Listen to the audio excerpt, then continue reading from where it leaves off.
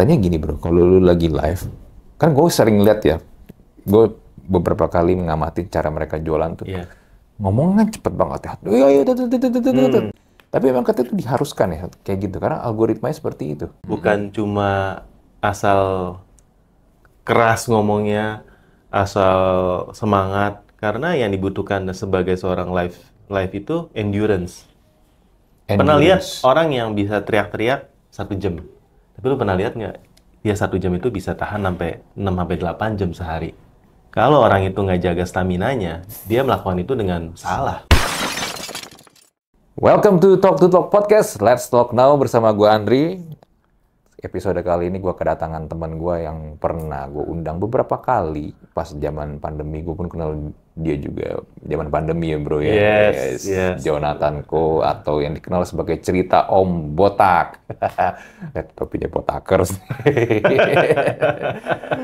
Jadi Om Botak ini, dia mau dipanggil Om Botak soalnya. Dia nih dikenal sebagai seller mentor. Yes. Sama ini ya, marketplace expert ya.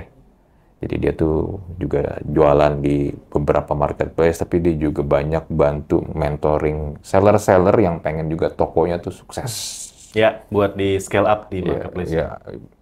Nah bro, gue ngundang lu ke sini pengen tahu nih tentang update ya bro. Update, oke. Update sekitar industri marketplace lah bro. Ya. Yang seperti kita tahu, TikTok Shop akhirnya membeli dalam tanda kutip ya 75% sahamnya Tokopedia, bro. Iya. Yang lu lihat, bro, ini bakal jadi game changing nggak? Akan mengubah secara keseluruhan industri marketplace di Indonesia nggak? Oke. Waktu TikTok announce itu tentunya semua antara kaget atau enggak ya? Yang nggak kaget ya karena udah pasti udah pada dengar rumor-rumornya di beberapa akun ya. Contohnya di e-commerce kan udah pada dengar ya. Info orang dalam ya. Tapi menurut gue ini sebenarnya bagus banget sih buat lokal ya. Karena kita tahu brandingan Tokopedia itu kan sangat ngejaga UMKM lah ya. Secara branding ya. Tokopedia is a local startup. Jadi dengan Tokopedia bergabung dengan TikTok, kita berharap bahwa Tokopedia itu bisa jagain di sisi protection of local brand-nya aja sih. Jadi menurut gue it's a good news sih. Dan dengan Tokopedia di quote-unquote dibeli sahamnya, ini bisa kasih mereka chance buat fight dengan yang nomor satunya sekarang juga. Ya kan? Jadi sebagai market, sebagai seller, kita suka namanya competition. Kita suka namanya tetap persaingan, karena kalau mereka compete, ya pastinya seller akan kena dampak ya kan. Orderan makin rame karena mereka kasih free ongkir, kasih promotion and all that. Jadi I think it's a good news buat kita. Walaupun ada yang beberapa pihak yang bersuara, wah akhirnya dikuasain asing dong. 75% saham cuy. Oke.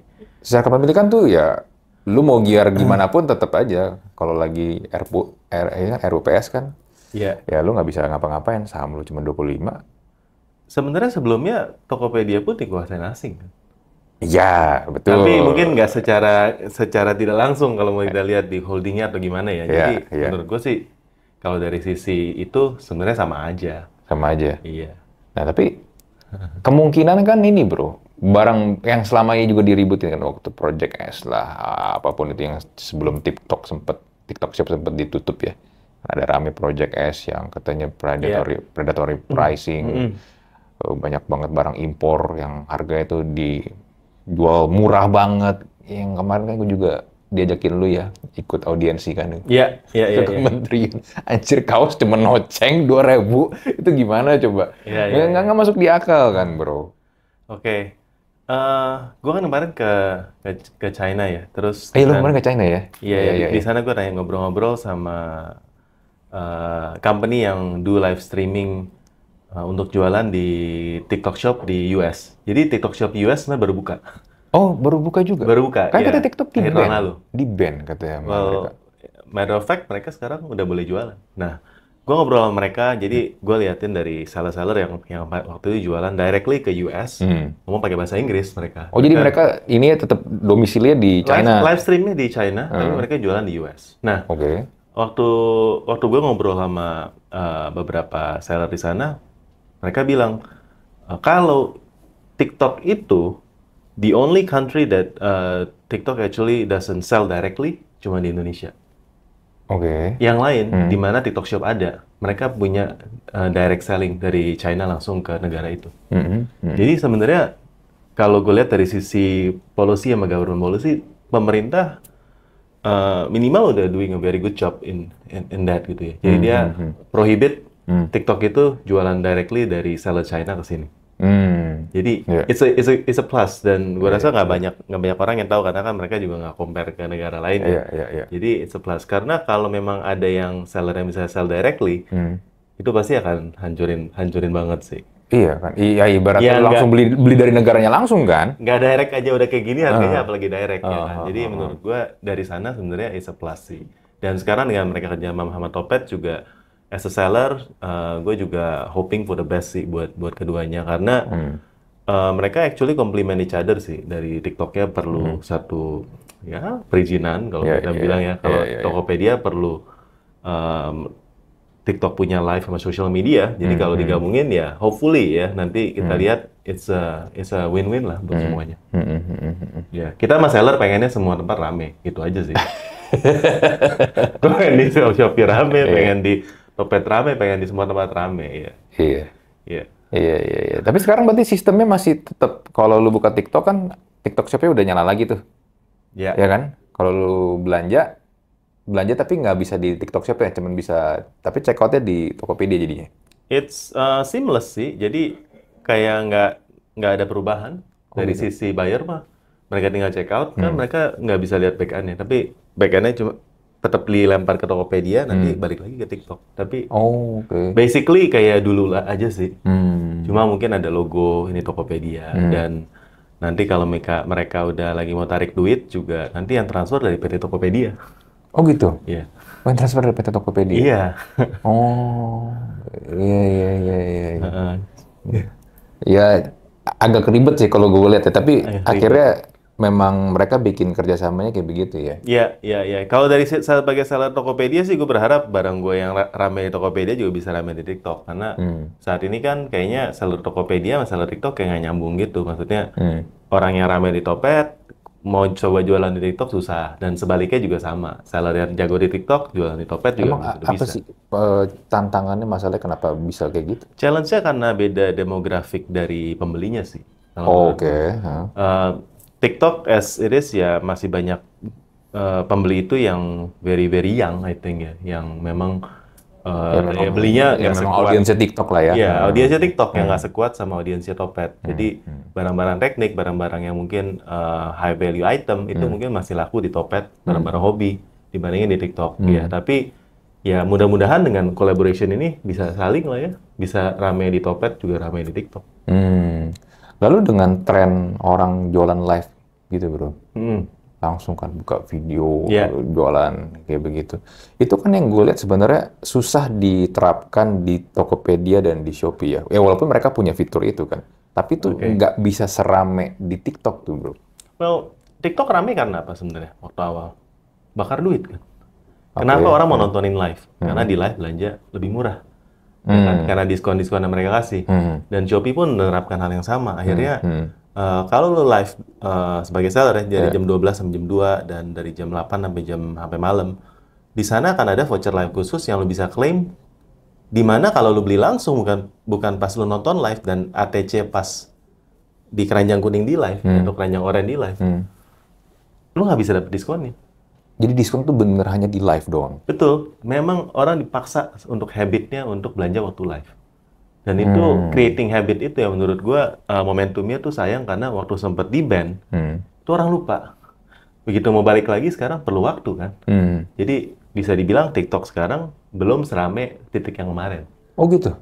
Nggak, belum serame? Definitely, karena ya bayangin aja, lu kan udah create satu habit yang buat mereka tuh mahal kan. Mahal karena ya mereka harus kucurin nggak tahu berapa kan jadi kan gara-gara TikTok Shop sempat nggak bisa jualan kan jadi pada pindah ke Shopee itu. I don't think everyone switch ya, karena banyak yang lupa aja. Banyak yang memang sering lihat live, nggak tahu teman-teman mungkin bisa relate nggak ya. Tiba-tiba nggak ada live, ya gue lupa aja duitnya buat belanja yang lain, buat other things ya. Kalau mereka juga ada duitnya. Kalau selama ini belanjanya pakai pay later dan all that gimana? Iya juga sih, ya anjir, kan? pakai pay later. Apalagi sekarang ya kalau kita lihat misalnya lagi musim pemilu ya orang lupa. Ya mungkin yang FYP-nya konten-konten yang pemilu misalnya kan orang lupa buat belanja. Nah gue sebagai seller sih berasa, oh ini bahaya nih, orang lupa belanja karena konten-konten mereka bukan konten-konten belanja, tapi konten-konten berita misalnya. Ya memang karena memang lagi musimnya. Iya. Kan kalau lagi buka TikTok kan, kalau lu ini kan scroll gini kan, swipe gini kan, kadang suka nongol kan, berapa 2-3 video terus yang nongol orang lagi live. Iya. Beberapa video lagi orang lagi live. Ya mereka nge-push buat itu. Kadang-kadang yang nongol juga yang iklan live ya kan. Iya. Iya. Oh gitu. Ya menurut gue sih it's a matter of habit aja sih. Gimana orang bisa akhirnya senang nonton live dan belanja. Dan sekarang orang jadi habit karena dipaksa. Gue sendiri kalau lagi check out barang, misalnya di Shopee, gue akan lihat toko mana yang lagi live. Toko mana yang lagi live? Yang lagi live, kelihatan toko mana yang lagi live. Jadi gue akan coba check out karena diskonnya lumayan. Bukan lu search di kolom itu, di bar search gitu? Enggak. Jadi flow-nya itu lu tetap put in keywords. Habis itu kan muncul barangnya. Kalau lu klik dan toko itu lagi live, dia akan muncul, dia lagi live. Ya kan, lu nanti klik masuk live-nya, lu ATC produknya dari live itu, dan claim vouchernya, lo akan dapatkan promo yang lebih. Dan itu yang membuat orang addicted. Karena dia bangun satu habit tuh mahal. Tapi begitu orang udah terbiasa, ngeri banget sih. Gue tuh ngeliatnya di China ya, even sampai mereka tuh seniat nyamperin beberapa kawasan yang katanya itu kawasan orang-orang berduit. Jadi katanya tuh kalau di sana, itu based on location ya. Lu locationnya di dekat mana tuh. Jadi mereka tuh ngincer location-location yang memang location itulah yang kelas atas lah ya. Dan mereka sengaja live di dekat-dekat lokasi itu supaya kemungkinan dapat customer yang berduit ini lebih gede. Karena mereka live-nya udah ada fitur near me. Oh. Algoritmanya udah by location. Ini di Indo belum. Oh, di Indo. Tapi kalau di Indo udah, lu bakal lihat orang akan buka tempat live sebanyak-banyaknya, sedekat mungkin dengan pembeli. Ya tapi kalau di pinggir jalan rusuh dong bro. Itu kan yang di video di China itu kan di pinggir jalan, di trotoar. Actually waktu gue kesana, gue juga lihat orang pada live di mana-mana sih. Dengan ini kan, dengan tiang, ring light, handphone taro gitu. Dengan tripod sama ini udah cukup. Mereka tinggal live aja. Terus barang belanjaan, barang yang mereka promosin di ini, ditaruh aja di bawah gitu. Ya, or mereka kan tinggal masukin quote ya keranjang kuningnya aja, nggak usah mereka bawa sampelnya. Gila, gue nggak bayangin di SCBD gitu. Ada orang pada jualan di trotoar. Tapi actually ya mungkin yang live itu kebanyakan mungkin kalau menurut gue nggak punya toko. Mereka itu adalah affiliates, dan affiliates ekonomi is going to be big in the future. Karena mereka motong jalur distribusi. Let's say, yang paling rusak pada waktu marketplace ada itu apa? Reseller kan? Iya. Jadi dari pabrik, bisnis, direct to customer B2C. Ya kan? Tadinya mereka ada satu middleman, baik itu reseller, agen, distributor, whatever. Tapi ketika mereka mulai masuk, yang paling terusik kan distributornya kan. Kok pabrik prinsipal udah mulai jualan? Iya kan? Ada official toko inilah beberapa memang produsennya langsung jualan. Dan kadang lebih murah harganya daripada harga ke distributor kan. Jadi marah. Nah, bisnis modelnya akan berubah karena dengan adanya bisnis model kita lihat dari TikTok dan Shopee sekarang, mereka lagi kencangin namanya affiliate. TikTok affiliate, Shopee affiliate.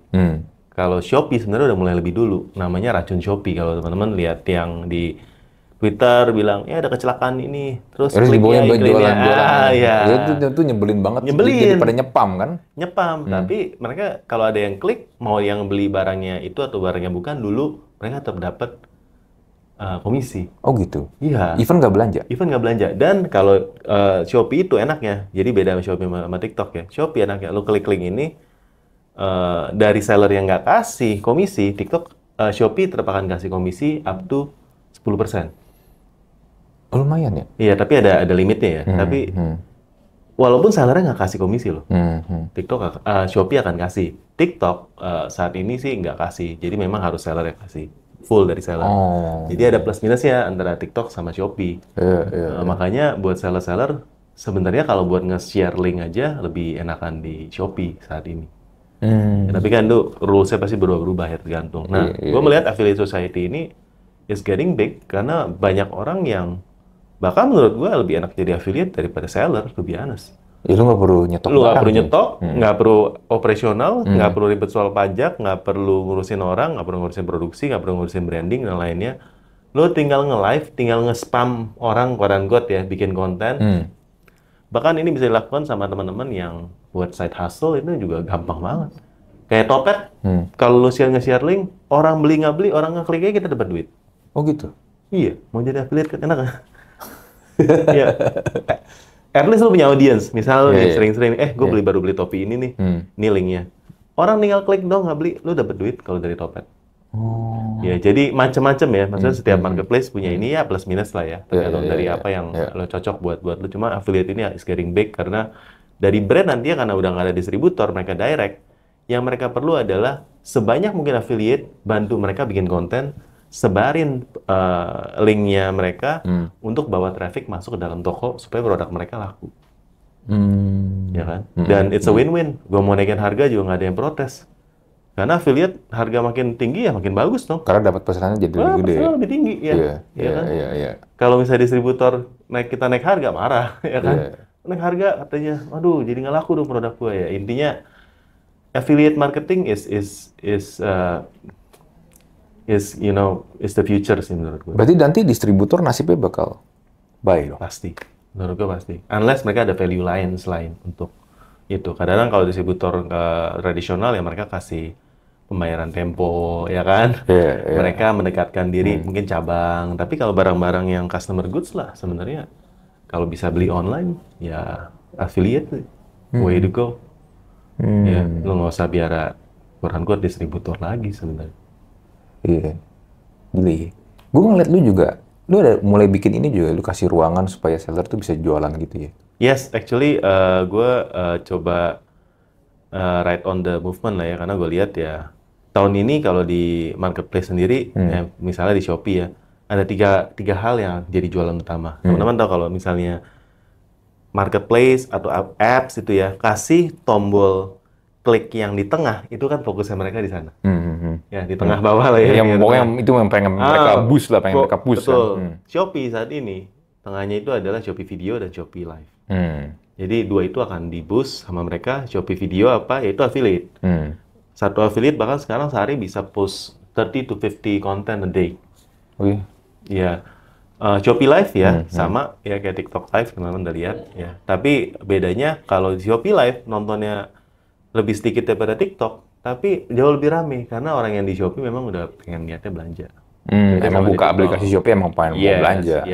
Tapi secara grow exponential nonton harusnya di TikTok lebih gede. Karena it's a social media, marketnya lebih luas. Nah, satu lagi iklan yang biasa gue lakuin ya, kita ngulik dari iklannya gimana caranya kita bisa boost ads untuk naikin traffic ke toko. Tapi ya gue melihat itu, jadi gue lagi fokus banget buat ruangan-ruangan buat Shopee Live, ya kan? Buat seller sih sebenarnya sih. Oke. Karena banyak seller yang masih belum punya talent, yang susah sebenarnya untuk nge-grooming hostnya sih. Host tapi kan nggak perlu si penjual kan? At the end si penjual yang jadi host, karena untuk nge-grooming susah. Oke. Kayak di China sendiri kita lihat ya, pasarnya udah mature banget di sana. Mereka pun masih kekurangan host sampai sekarang. Jadi mereka sendiri yang jualan? Betul, karena pertama host bagus mahal, mau nggak mau ya sellernya sendiri jadi host live-nya. Oke. Dan dengan persaingan sekarang di mana iklan makin mahal, ya orang kalau udah datengin traffic ke toko ya harus live. Mau nggak mau ya. Berarti mau nggak mau lu emang dipaksa jadi konten kreator juga kan? Dipaksa buat nge-live. Iya. Mau nggak mau, benar-benar. Jadi kalau di sini ada teman-teman yang udah jualan udah dari 10 tahun yang lalu, jualan sekarang tuh capek banget. You're doing all these things just to keep you alive. Bukan lu stay on top of the game lah. Maksudnya bukan kayak lu bakal di nomor 1, tapi just buat supaya orderan lu tuh bisa stabil, bisa sama minimal kayak tahun lalu. Bukan berarti. Karena semuanya sekarang dipaksa buat melakukan semua activation ini. Buat konten juga loh, live juga, iklan juga. Dengan margin yang makin dipepet sama marketplace. Kalau dulu kan jualan masih free admin dan lain-lain ya. Iya. Jadi kalau zaman dulu mungkin pikirannya, oh beli online aja ya, lebih murah, dapat subsidi ongkir, ya daripada beli offline ribet, apalagi cuma beli satu misalnya. Ya sekarang gila. Fee-nya aja minimal 10% ya misalnya. Iya. Belum misalnya Lazada sekarang bisa belasan kalau mau ikut program ini, program itu. Itu yang seller biasa, bukan yang mall ya. Iklan 10% udah murah untuk barang biasa ya. Kalau baju mungkin bisa 20% daripada total omset. Ya belum lu mau ikut live, ada cost. Hostnya kan ada biayanya kan. Belum lu mau ikut affiliate. Jadi kalau menurut gua, kalau teman-teman mau jualan sekarang 30% aja mungkin nggak cukup marginnya. Gila. Ya, kalau lu nggak brand owner, lu nggak produsen sendiri, reseller doang, berat. Jujur berat. Kalau lu nggak main quantity, susah. Tapi main quantity pun juga berat karena ya lu bisa jual seberapa banyak sih. Main quantity, kita balik lagi, operation cost lu pasti gede. Ya kan? Ya UMR mahal kan, gaji karyawan ngurusin operation mahal. Belum kalau udah main quantity gede, lu kepentok yang namanya pajak lu harus rapi. Nanti kalau misalnya kena PKP, ya kan pusing lu kalau lu nggak rapi. Jadi challenging sih menurut gua, bukannya sesuatu yang kayaknya semudah itu. Dan even buat admin chat aja, kalau menurut gua yang balas-balasin chat itu juga pertanyaan tuh makin kompleks dari orang. Jadi kayak teman-teman yang mau hiring admin pun, kalau dia education levelnya itu nggak sampai quote on quote ya. Menurut gue itu pekerjaan yang challenging karena jadi admin dari sebuah marketplace bukan cuma balesin chat tapi pasang promotion, ya ikut program ini, fitur itu, makin kompleks bro jualannya. Nggak sesimpel. Kalau misalnya lu kan dulu juga seller kan, nggak simpel zaman dulu gitu. Seller tinggal pasang, balas chat, balas diskusi dulu, order kirim, udah nggak sesimpel itu. Iya. Karena fiturnya juga makin banyak. Betul, kan? Makanya kita sebagai edukator laku kalau kita bikin kelas karena orang juga perlu stay up to date sama itu. Iya sih. Tapi ini berlaku hanya di Asia aja kah atau gimana sih bro? Kalau di Amerika kayak gini juga nggak sih? I think Amazon is much more complicated than local marketplace. Ya fitur-fiturnya dan di sana juga beriklan segala macam lebih mahal sih. Ya, tapi nggak ada live gitu, mereka tuh nggak common ya live gitu ya. Karena gue terakhir buka Amazon sama eBay pun mereka coba live tapi nggak berhasil. Oh gitu? Iya. Tapi TikTok, I think will game changing sih. Jadi kita nanti bakal lihat bule-bule itu pada jualan live. Ya already. Sekarang juga udah mulai. Udah mulai. Ya jadi interesting sih sebenarnya sih. Terus katanya gini bro, kalau lu lagi live, kan gue sering lihat ya, gue beberapa kali mengamati cara mereka jualan tuh. Yeah. Ngomongnya cepet banget ya. Kayak jadi lu ngomong nggak ada titik, nggak ada koma. Ya kalau ini ya, kalau kita nilai dengan point of view public speaking itu udah salah banget lah cara ngomong kayak begitu kan. Tapi memang katanya itu diharuskan ya kayak gitu karena algoritmanya seperti itu. Atau gimana sih? Gue nggak tahu algoritma atau enggak. Tapi sebenarnya kalau yang kita lakukan di kelas-kelas kita sih harus ada scriptnya. Jadi ada certain points yang lo harus sebutin. Yang pertama misalnya lo opening, lo harus bilang lo dari toko apa, jualan apa, follow dulu dan lain-lain. Yang itu kedua, harus tertulis gak? Sorry. Itu harus tertulis. Kalau kita scriptnya harusnya udah tulis, jadi ada flow-nya. Nggak maksud tapi dari pihak marketplace-nya juga udah kasih tahu, lo harus begini. Oh enggak. Itu kan marketplace mah suruh live aja. Tapi kalau dari kita kan sebagai edukator ya kita kasih rules-nya. Kalau nggak produk ini misalnya jualan air minum ini, ya lo harus tahu benefitnya apa, promosinya apa, harganya apa bedanya ini dengan merek lain. Harus kayak kita brainstorm terus setiap ini ada ininya gitu. Jadi harus ada alurnya sih kalau mau yang bagus ya. Bukan cuma asal keras ngomongnya, asal semangat. Karena yang dibutuhkan sebagai seorang live itu endurance. Pernah lihat orang yang bisa teriak-teriak 1 jam. Tapi lu pernah lihat nggak? Dia 1 jam itu bisa tahan sampai 6-8 jam sehari. Kalau orang itu nggak jaga staminanya, dia melakukan itu dengan salah. Karena live streamer sekarang, kalau kita di agency ya, minimal 6 jam sih sehari. Minimal 6 jam? 6 jam. Kalau nggak biasa, 2 jamnya udah tepar. Habis 2 jam, pasti udah kayak gila, nggak ada tenaganya. Bener. Kalau yang nggak biasa. Dan teriak-teriak loh. Bukan teriak ya sebenarnya, suaranya cukup keras lah ya. Karena kalau suaranya santai itu ya pada kabur lah. Emang kayak gitu habitnya atau gimana sih? Kabur berarti kan, wah udah menarik ditinggalin gitu. Gini deh, mungkin harus coba live sendiri buat merasakan. Semakin ramai yang nonton, biasanya live streamer itu live host itu akan semakin kencang suaranya. Semakin seru. Beneran, semakin sepi, semakin lemes. Challenge-nya memang gimana caranya supaya yang nonton 0, lu tetap jaga konsistensi itu. Ya, ibarat jadi kayak lu ngomong sendiri kan. Betul. Karena tapi nggak ada yang nonton. Betul. Tapi semakin banyak yang nanya, semakin banyak yang komen, semakin banyak Kak spill ini kok, Kak spill ini. Wah, gila. Dia akan dapat energi dan makin feedback semangat dari audiensnya. Iya, bahkan ya kalau yang live di rumah bisa ngomelin sama tetangganya. Karena teriak-teriak. Teriak-teriak udah subuh, jam 12, jam 1 malam teriak-teriak, makin lama makin teriak. Ya itu sih, gamenya. Berarti kalau misalnya, gue juga lihat beberapa kali ada toko gitu live, tapi cuman didiemin doang, nggak ada ngomong, cuman dikasih lihat barangnya doang gitu, itu tuh udah nggak bisa tuh, susah tuh, berat banget tuh. Iya. Berat sih jadi host sih. Gila ya. Berat, ya. Ya karena ngomongnya tuh cepet banget dan nggak ada jedanya. Gue sampai bilang nih orang kapan minumnya ya? Ya, dan nggak boleh minum kan di layar. Nggak boleh minum ya? Nggak boleh. Di layar nggak boleh minum? Nggak boleh minum ya. Jadi 6 jam lu ngomong tuh? Nggak, biasa 2 jam. 2 jam itu nggak minum. Kalau minumnya paling ada yang masuk gantiin dulu. Kalau bisa minumnya di luar layar. Nggak boleh makan minum lah. Kalau itu. Emang kenapa sih kalau makan minum di layar? Efeknya apa? Efeknya ya itu peraturan aja, bisa kena ban.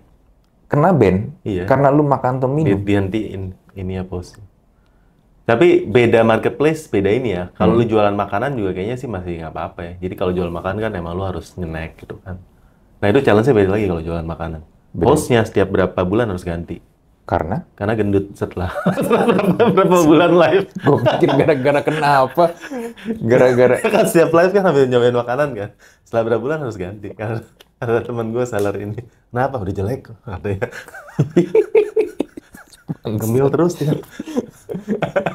Berarti bisa dong, nggak di-ban karena dia makan atau minum. Bisa, tapi algoritma itu kadang kita susah ditebak ya.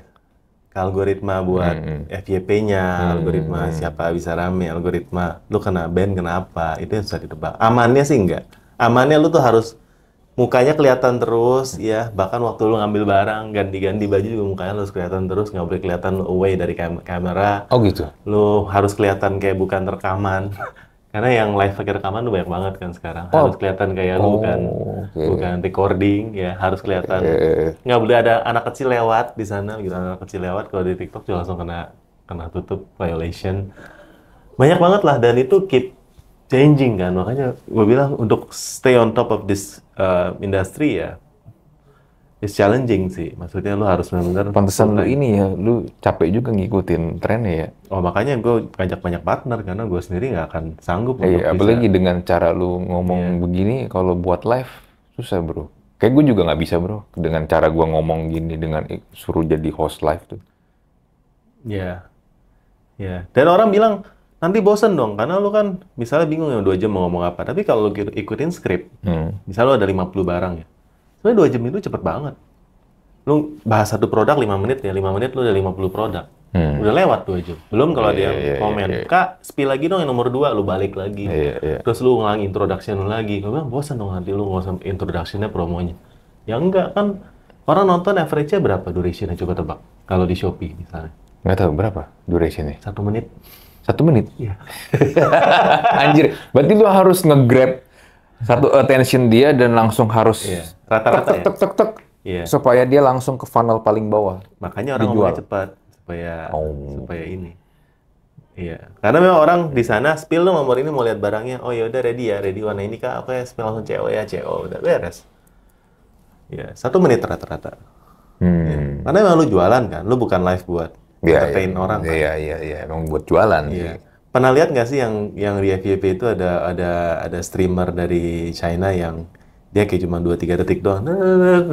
Belum lihat. Emang ngapain 2-3 detik doang? Per barang cuma dikasih lihat 2-3 detik. Habis itu dikasih lihat boxnya dilempar ke sana, dia buka lagi ini benar-benar 2-3 detik per barang. Oh gitu. Dan dia make a lot of money. Jadi cuma kasih lihat barangnya doang. Itu dia juga mungkin secara ini juga udah reputasi udah bagus. Iya, bisa kayak begitu dia. Ya kadang-kadang tuh gue kasihan lihat ada kayak ibu-ibu gitu ya coba jualan live, ada yang nonton, dia udah begini ya tapi nggak ada yang beli gitu. Iya. Ya memang nggak seindah itu sih. Nggak seindah itu sih. Ya salah satu tipsnya ya mungkin kalau buat yang newbie tutup jumlah viewer penonton di HP-nya lu. Jadi mau berapapun yang nonton lu nggak terpengaruh. Soalnya kalau ada yang nonton 0, lu kena mental. Ngapain lu ngomong kayak orang gila. Tapi kalau lu nggak semangat waktu lagi 0, ya nggak ada yang masuk juga nanti gimana? Iya. Lu makin lemes kan makin turun kan? Iya. Apalagi nggak terbiasa ya untuk di depan kamera ya kan. Jadi insecure sendiri akhirnya. Iya benar-benar. Jadi ya itu dibutuhkan sih host academy sih. Karena itu tenaga kerja yang gue rasa siap pakai lah di masa depan. Berarti lu sekarang juga lagi men-train host buat live shop gitu? Kalau ada yang mau kita bisa. Kita adain, sebenarnya fokus kita ke seller sih balik lagi. Jadi apa yang seller butuhin dari dia mau cari affiliate, dia mau cari host live, dia mau cari ruangan live, dia mau di scale up iklannya, dia mau training corporate. Sampai kita ada tools misalnya buat riset kompetitor di Shopee, kita buat riset kompetitor di TikTok. Itu juga kita sediain dalam kita punya service di Cerita Om Botak. Ya. Intinya segala kebutuhan seller lah yang memang mereka perluin, ya kita siap. Iya. Nah teman gini bro, ini juga jadi concern gue juga nih. Kan waktu itu gue juga sempat ngobrol sama teman kita ya, Wintor dari Smesco. Halo bro, kalau lu nonton. Dia bilang, dengan segala macam fitur dan fasilitas yang udah ada buat para seller dan UMKM nih, kan itu udah enak sebenarnya. Jualan jadi dipermudah banget kan ya. Tapi, menurut dia, let's say kayak di Shopee lah ya. Shopee itu kan bisa jual keluar negeri juga kan? Iya.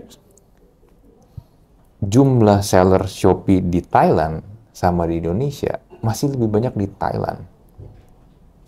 Dan salah satu challenge ya kata dia adalah banyak orang UMKM nggak mau atau nggak bisa berbahasa Inggris, jadinya nggak mau tuh jual keluar bro. Oke. Jadi ini questionnya masalah ekspor. Iya.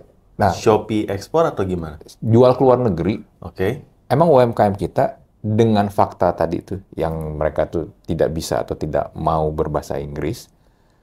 Apakah ini memang hanya language barrier aja kan? Jadi jumlah UMKM kita tuh nggak bisa sampai keluar negeri bro jualannya bro. Kan kalau di China kan bisa jual kemana-mana. Oke. Saat ini sih belum ada platform yang memang secara benar-benar full support kayak gimana sih? Gue rasa belum ya. Yang paling bagus dan yang paling mudah itu Shopee. Tapi Shopee basically karena mereka ada di beberapa negara Southeast Asia, mereka sekarang bisa ekspor ke 8-10 negara lah ya. Yang biasanya aktif itu Singapura, Filipina, Thailand, Malaysia, Brasil, kayak gitu-gitu. Ada beberapa negara yang mereka gede, kita bisa. Tapi banyak kan seller Indo tuh 3 lah ya. Singapura, Malaysia, Thailand. Singapura, Malaysia, Filipina, mungkin Thailand. Nah, ini adalah isu yang sensitif buat di-push sebenarnya. Karena kalau kita nge-push ekspor kita, negara penerima ekspor nggak senang. Negara yang impor nggak senang. Jadi sebenarnya gue rasa buat Shopee pun mereka ini gue nggak tahu, ini cuma asumsi gue sendiri, mereka pasti jaga itu dong, jaga Shopee yang di sana juga kan, negara di sana, karena pasti nggak senang untuk masalah impor produk juga. Jadi itu pun yang diharapkan sama pemerintah ketika TikTok beli saham Tokopedia, diharapkan janjinya adalah TikTok akan buka channel ini untuk negara-negara di mana TikTok Shop ada juga. Jadi kan seller bisa jual keluar kan? Iya. Nah sekarang kalau yang di Shopee, seller itu nggak usah bahasa Inggris. Orang kita aja nggak bisa balesin chat dari pembeli luar. Kita cuma ada pesanan kirim, udah, that's it. Harganya pun udah dihitungin, udah sama biaya masuk dan segala macam. Jadi udah kayak jualan lokal. Nah, seller di sini pikirannya kalau ekspor kan gue dapet duitnya $, ya kan, dia lebih gede. Iya. Ya kalau di Shopee saat ini orang mau yang buat ekspor atau enggak, belinya harganya kayak lokal kok, jadi sama aja. Kalau kayak di eBay kan lu bisa set harga jadi $, kan? Yes, kalau di eBay ya. Ya tapi buat masuk eBay kan nggak mudah, verification-nya aja ribet buat jualan eBay dari sini keluar. Gue pernah jualan di eBay sih, sebenarnya nggak ribet tapi potongannya itu bro. Potongan gede ya? Gede banget potongannya. Yeah. Potongan eBay-nya gede, potongan PayPal-nya juga gede. Jadi lu kena 2 kali tuh. eBay-nya kena, PayPal juga kena. Marginnya mesti gede ya? Iya, marginnya mesti gede. Yeah. Dan belum lagi kan, lu kirim barang itu kan, kalau di sini kan enak ya. Lu jelas tuh ada JNE, ada JNT, atau si cepat atau apapun lah ya kalau di Indonesia kan. Tapi kalau di sana kan mereka nggak kasih lu pengiriman barangnya ini. Terserah lu. Jadi lu kirim nih kalau mau keluar ke negara mana, ya udah lu kirim pakai pos, let's say. Pos tuh bisa tuh kirim keluar.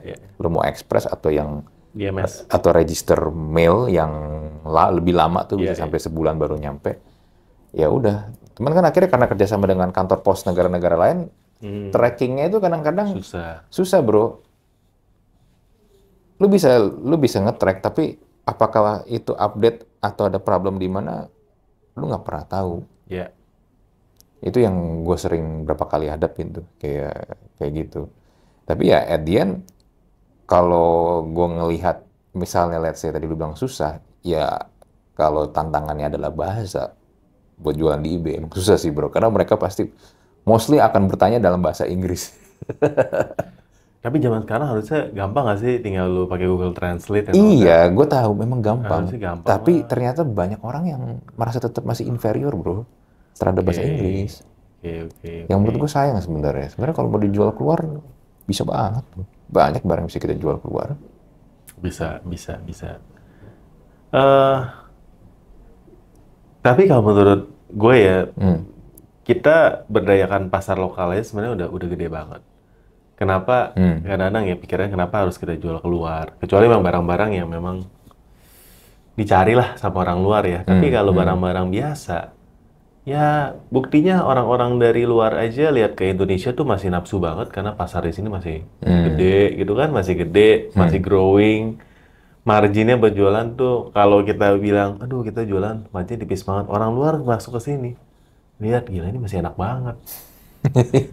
Ya karena kita belum mature pasarnya. Ya, yes kita slowing down mungkin. Yes, mungkin ini kita agak turun karena kemarin tuh pas COVID itu growth-nya terlalu luar biasa. Tapi I think we're at the stage ya, kita belum mature. Jadi possibility buat teman-teman baru mulai jualan hari ini dan growing tuh masih gede. Dan untung dari awal ya, bukan kayak boncos lu 1 tahun baru untung. Menurut gue masih bisa. Cuma memang nggak semudah kalau masuknya 5-10 tahun lagi, 10 tahun yang lalu sebagai early adapter kan. Sekarang lu udah masuk di pasar yang udah hampir mature lah kalau mau dibilang ya. Tapi belum, masih bisa. Lalu sama lu kasih mentoring gitu, apa sih problem-problem yang paling sering lu dengar dan nongol gitu dari mereka nih para seller? Problem dari seller, kebanyakan ya, mungkin lebih ke kalau dari gue kan sebenarnya lebih ke sisi scale up secara ads kan ya. Ya dari gue sih sebenarnya edukasi bahwa jualan sekarang nggak bisa kalau nggak ngiklan. Nggak bisa kalau nggak ngiklan. Nggak bisa kalau nggak ngiklan. Ya, organik bisa. Ya organik bisa. Tapi akan semakin limited. Kalau dulu kan asal upload rame. Mereka kasih subsidi, ya kan, dari platform kasih subsidi, kasih boost mereka punya traffic secara organik. Sekarang makin sulit untuk kita dapat organik. Jadi harus ngiklan. Kalau misalnya budget untuk iklannya nggak ada, ya udah harus live, harus main affiliate. Semuanya harus dimainkan tuh untuk bisa stay on top of the game. Jadi nggak bisa tuh yang cuma hanya modal, gue punya barang, gue fotoin, udah beres gitu, tinggal terima. Bisa kalau barang lu nggak ada yang punya dan demand-nya gede. Ya, tapi kan kemungkinan itu kecil banget. Yes, makanya kemungkinan itu kecil. Tapi ya pinter-pinternya cari barang sekarang.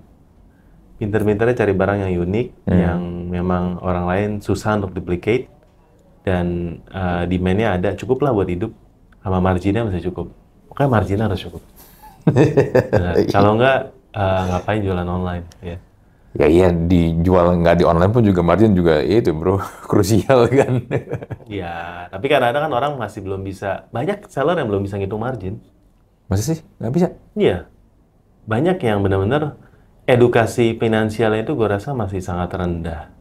Sehingga mereka tuh berani berutang mungkin dengan pinjol untuk modalin untuk jualan online dengan mengharapkan return yang gede, dan kelihatannya tokonya kelihatan rame. Padahal mereka ngikutin fitur ini, fitur subsidi ongkir, fitur apa, yang akhirnya mereka jualan sebenarnya rugi, tapi mereka nggak tahu aja. Dan kini itu yang kita lagi push sih, gimana caranya supaya seller-seller Indonesia itu bisa naik kelas, bisa tahu cara ngitung margin gimana. Karena banyak banget yang gue rasa masih sangat kurang gitu. Mereka ditanyanya margin berapa nggak tahu. Ya, yang penting masih ada duit lah buat bayar sehari-hari gitu. Ya tapi kan nggak gitu bro caranya kan. Iya. Tapi masih banyak yang mikirnya kayak gitu. Masih banyak yang mikir kayak gitu. Okay. Ya.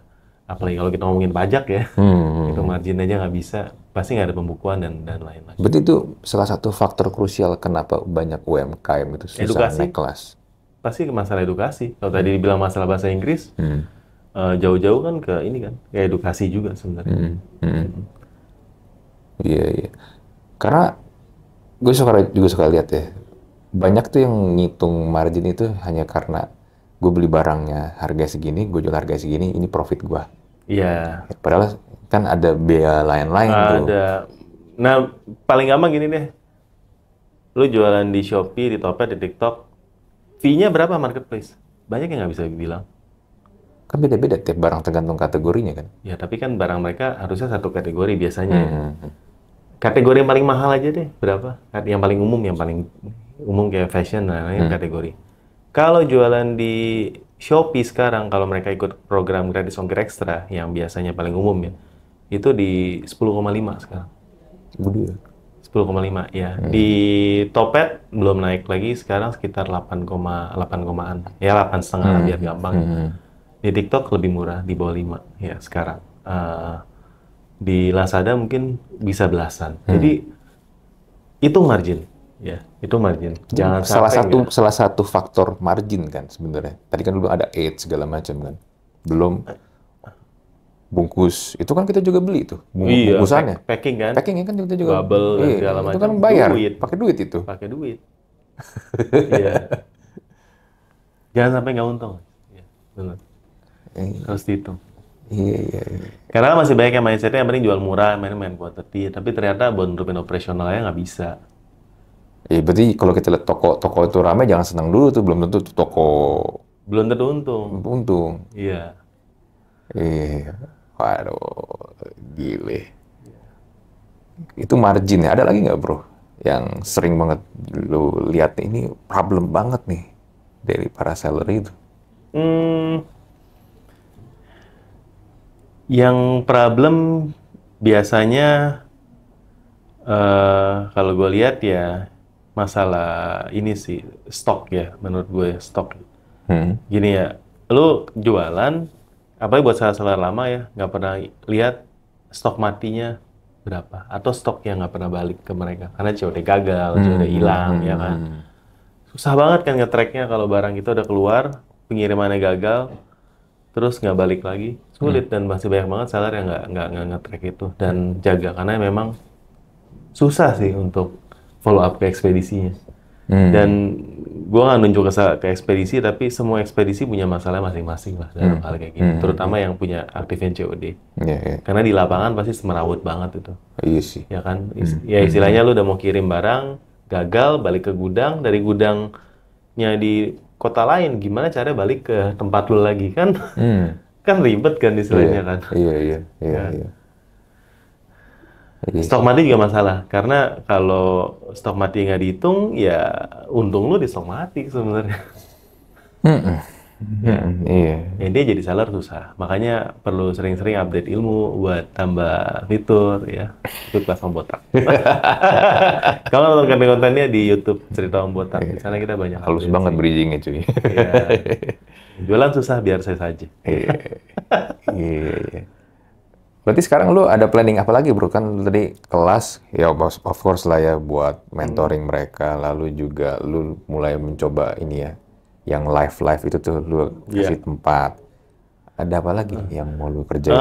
Tahun ini bakal lebih banyak digital product sih. Jadi gua akan keluarin buku juga, keluarin ebook juga tentang jualan ya. Gua akan keluarin tools buat bantuin teman-teman seller untuk analyze kompetitornya seperti apa datanya. Kita akan ada tools juga.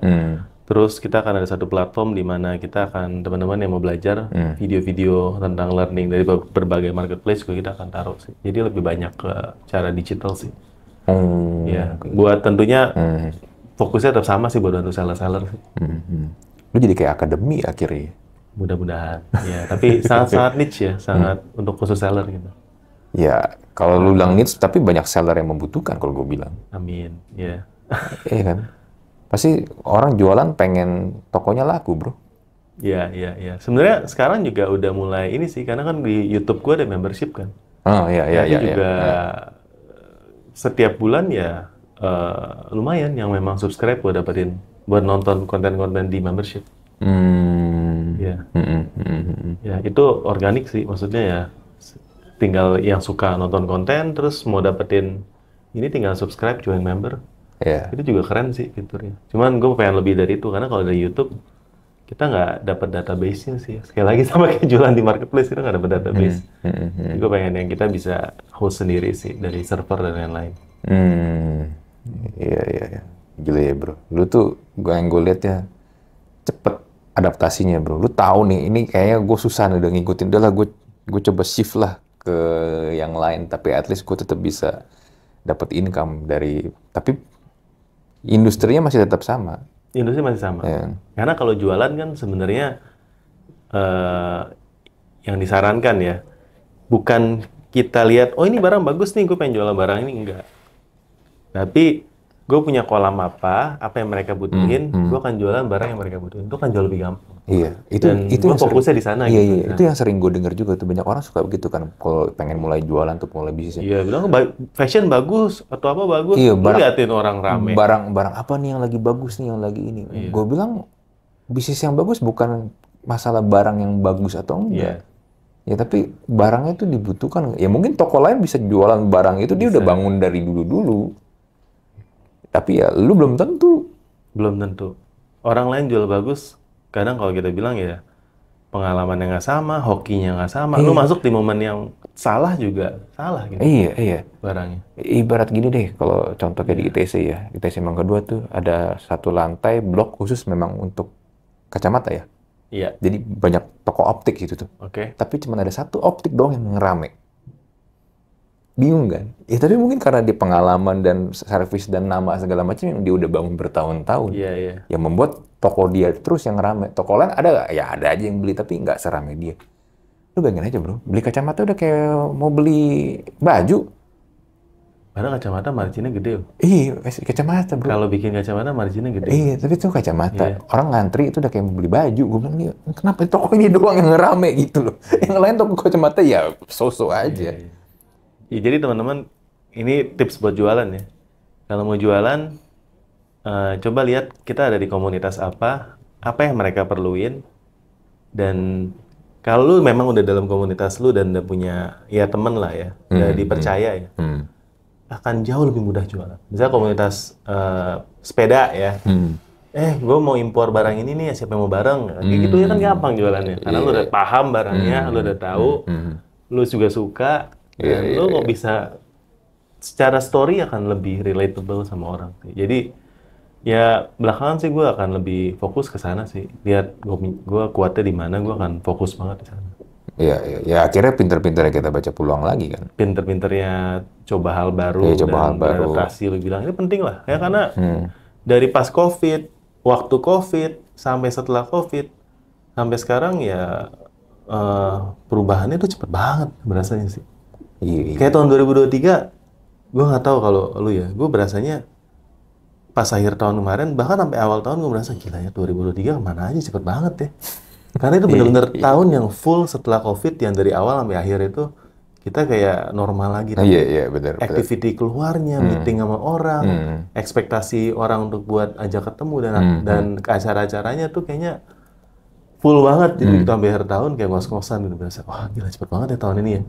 Kalau tahun pas COVID kan kayak berasa kayak tahunnya lama banget, kita masih di rumah, masih sering ikut Zoom ya kan, masih ketemu orang via Zoom. Sekarang jarang banget. Ya ada sih Zoom, tapi jauh lebih jarang daripada dulu. Ya, gue pikir ya a lot of things change ya, maksudnya banyak hal. Iya, gue juga berasa bro. Kan pertama kali gue ngajak lu podcast ya, kita kan masih bahasnya tentang payung tabasa lu, ya kan, lu gimana bikin toko di marketplace, gimana cara bisa dapat reputasi apa waktu itu diamond ya? Iya, Diamond.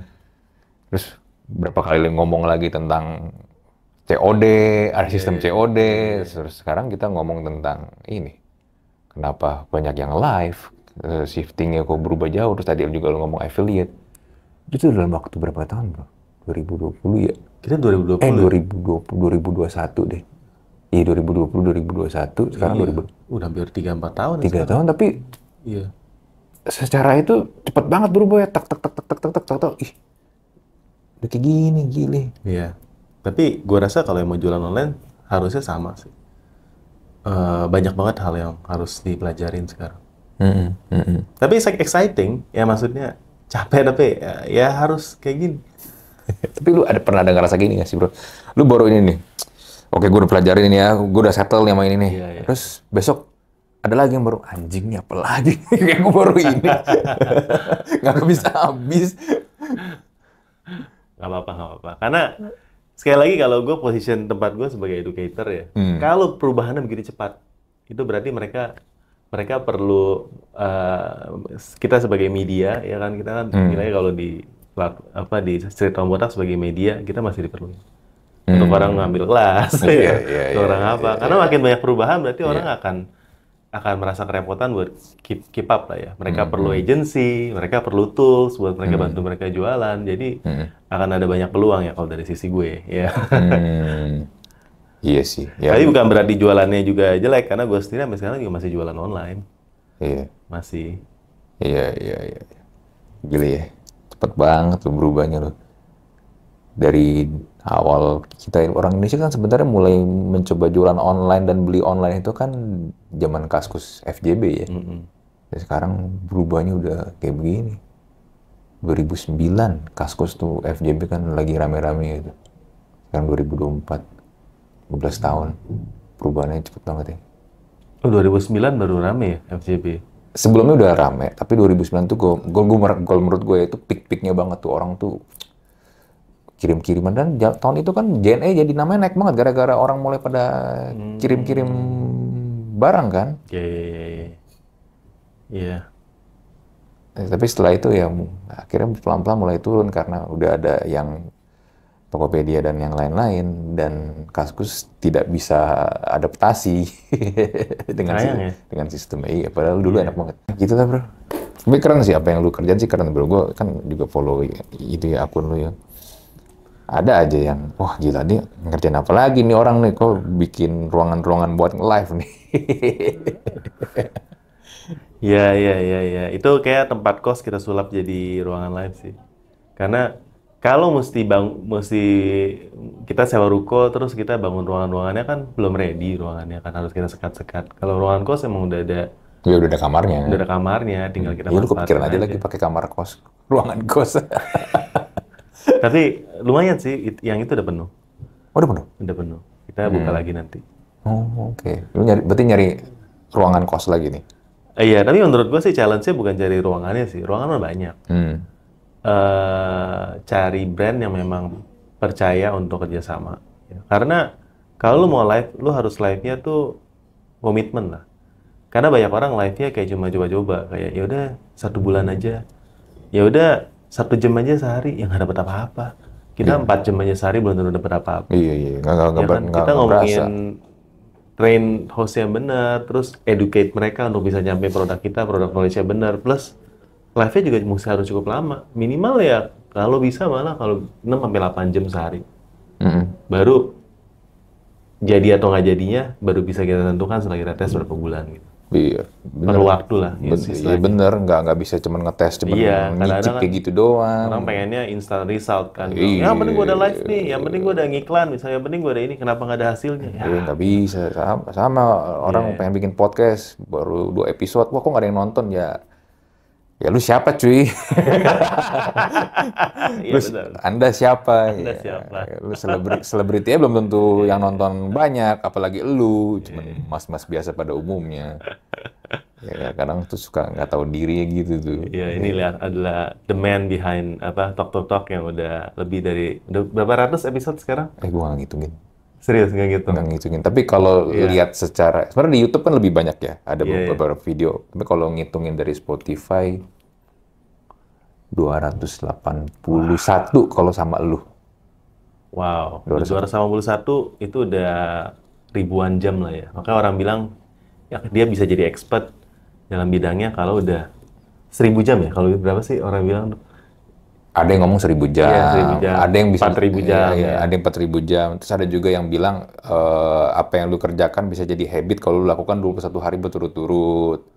Ada yang kayak gitu banyak lah. Tapi ya pada intinya kan kuncinya adalah ya lu harus cobain terus sampai lu menemukan kliknya kayak gimana, lu dapet bentuk kayak gimana, ya udah terus habis itu lu bisa keep going. Tapi kalau lu baru coba sejam, apa yang lu dapetin?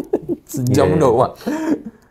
Iya. Gue di YouTube juga kayaknya udah lewat 1000 video sih sekarang. 1000 ya? Iya, tapi kan gue banyak short. Banyak short. Jadi shortnya dihitung sebagai video. Oh, oke. Iya.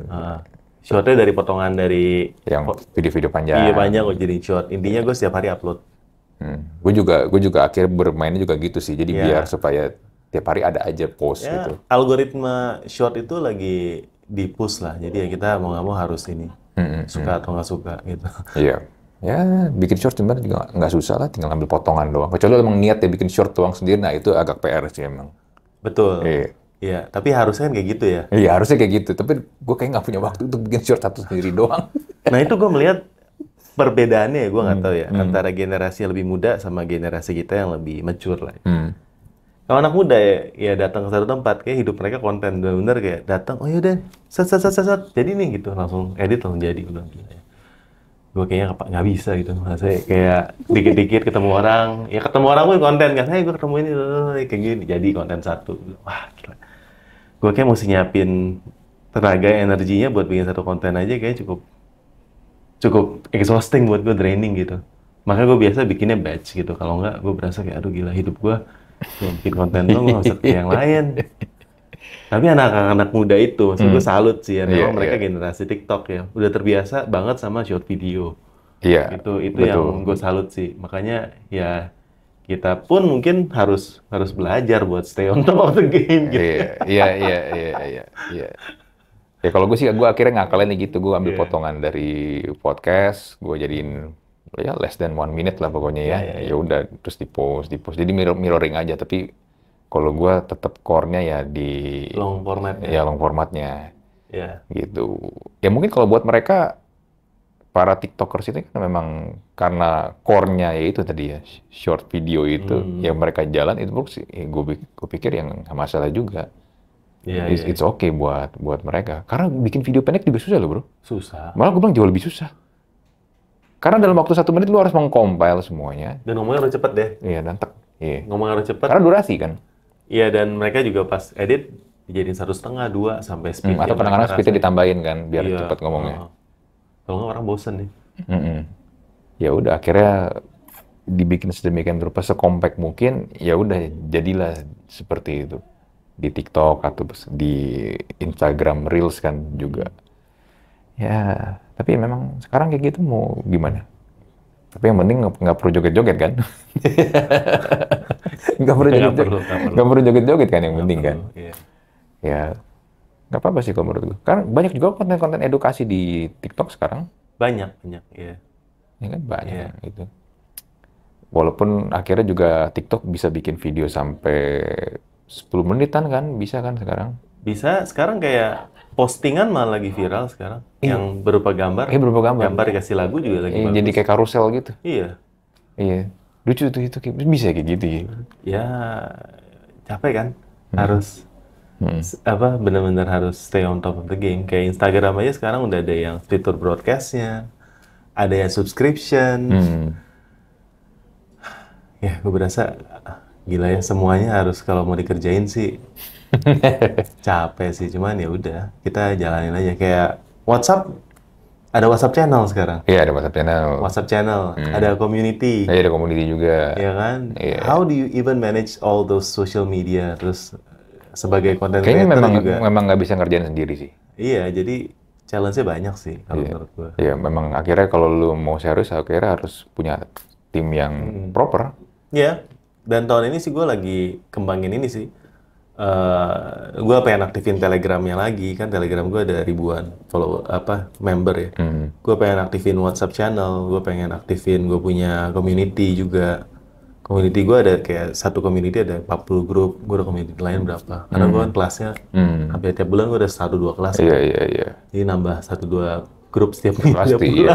Pasti. Dan lu kan at least lu harus ada hadir di obrolan di grup itu tuh, nggak bisa lu tinggalin kan? Iya. Jadi sangat demanding sih untuk semuanya. Bisa stay on, ya kembali lagi relatable sama orang. Lu tau kan Instagram ada Flip? Oh, yang baru ya? Iya. Yang lu tuh bisa bikin. Bukan yang buat transfer ke orang ya? Enggak, jadi lu bisa bikin akun. Iya. Kalau Flip itu mah itu. Yang juga nggak tahu lagi, nggak jelas tuh bisnis modelnya lagi gimana tuh. Yang lu bisa bikin second account sebenarnya. Yang lu bisa ngepost apapun lah, jadi hanya untuk orang-orang terdekat tuh doang. Ya, tapi gue nggak tahu tuh bakal jalan atau enggak sih. Gila, udah ada Flip, udah ada Threads, gue bilang gila ya ini kita hidupnya. Threads gue udah nggak pernah, masih ada yang main Threads? Kayaknya udah pada nggak main Threads. Balik ke Twitter semua. Iya, sedih banget ya. Cuman ramai di awal doang. Bener, gue udah hampir nggak pernah buka juga. Iya, cuman ramai di awal, beberapa hari, habis itu udah hilang. Semua balik lagi ke Twitter. Lebih menyenangkan di Twitter dibandingin di Threads. Lebih banyak gibahnya di Twitter ya? Karena mungkin secara user dan ininya juga udah terbentuk. Threads kan nggak ada bedanya sama Twitter. Buat apa punya dua platform yang sama, nggak ada pembedanya? Ya kan? Buat apa? Walaupun mereka bisa di awal ngambil usernya Instagram langsung jadi otomatis ke Thread kan. Tapi kan kalau nggak ada edit value-nya, ya udah orang balik lagi ke Twitter. Iya. Iya kan? Ya, akhirnya cuma jadi lucu-lucuan doang aja. Threads itu. Ya anyway bro, thank you bro ya buat ngobrolnya. Thank you bro. Always a pleasure bisa senang bisa diundang ngobrol. Sini akhirnya pertama kali diundang. Kopdar bukan Kopdar ya, kayak talk to talk yang offline. Offline, iya. Dulu kan di Zoom. Sebenarnya dia udah pernah juga di podcastnya Mers kan. Waktu itu di. Ini keempat kalinya gue sama si Andre. Ini keempat kali. Iya, online 2 kali. Online 2 kali ya kita. 2 atau 3 sih gue lupa loh. Online 2 kali. Mers sama yang ini 4 kali. Keempat ya. 1 kali lagi gue dapat payung. Payungnya dari payung dia juga. Ya kan tadi yang gue bilang kan, kita 4 kali ngobrol sama lo, 4-4-nya tuh beda bro, karena ada aja yang baru kan di industri marketplace kan. Iya. It's crazy man, dalam less than 4 years. Benar. Gila. Oke lah, gue tutup ya untuk Mers lagi, gara-gara Mers ngomongin Mers. Untuk Talk to Talk episode kali ini, kita jumpa lagi di Talk to Talk episode berikutnya. Bye.